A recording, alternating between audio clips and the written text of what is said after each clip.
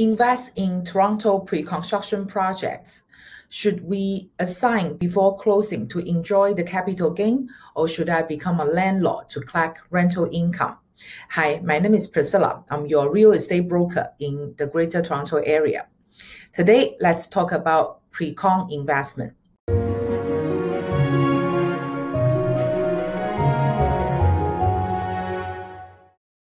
First, we should know pre-construction units can be sold before actual closing, and this selling process is called assignment.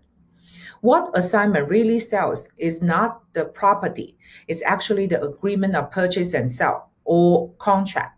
When the assignee, the buyer of this assignment, takes over this contract, the buyer will go to the actual closing and deal with the developer using the same terms and conditions written on that contract. Why do people assign? There are various reasons. Here I share a couple examples. Some people buy pre-construction because they have a future plan to immigrate to Canada, but the plan for whatever reason gets canceled. They no longer need to live here anymore, thus they want to sell it.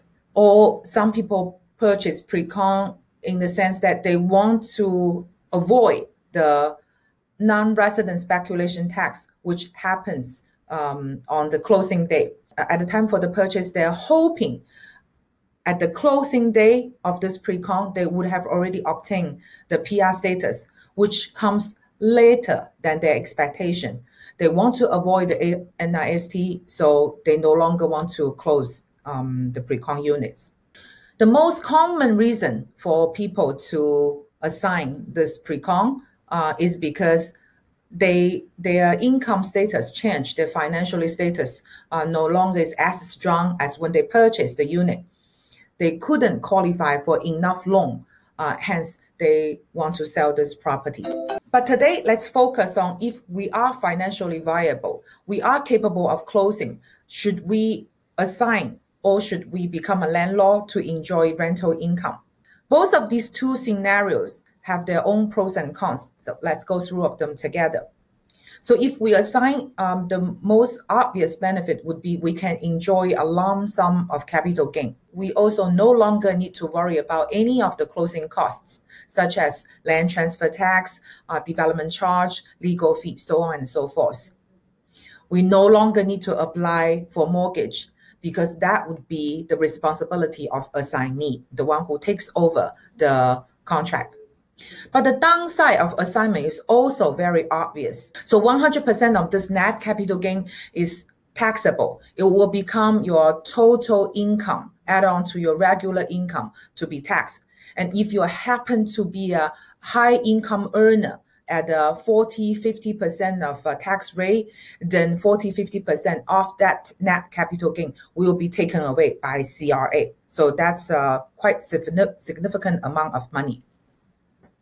Okay, so how about if you become a landlord and long-term, hold this property long-term and collect rental income? First of all, you would enjoy 4% of net rental yield. So 4% is about average if you have a high-rise condo unit in City of Toronto. Different from the assignment, at the year of selling, the net capital gain, you realize only half of it will be add on top your regular income to be taxed. So that's quite a saving.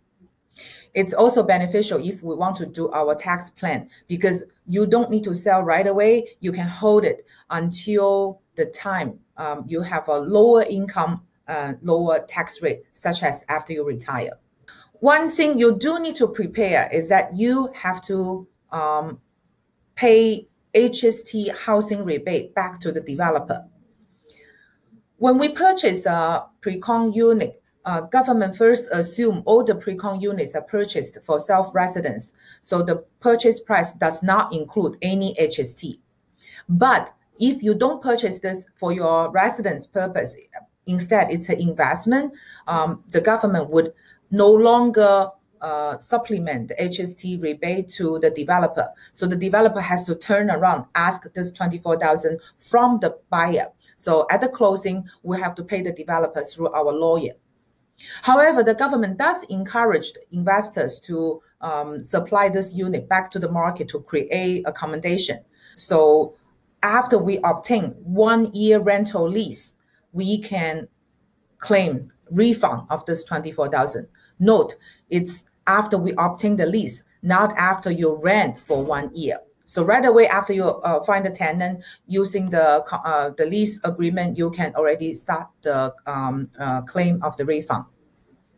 But at the closing, you do need to pay upfront, so it requires some cash upfront.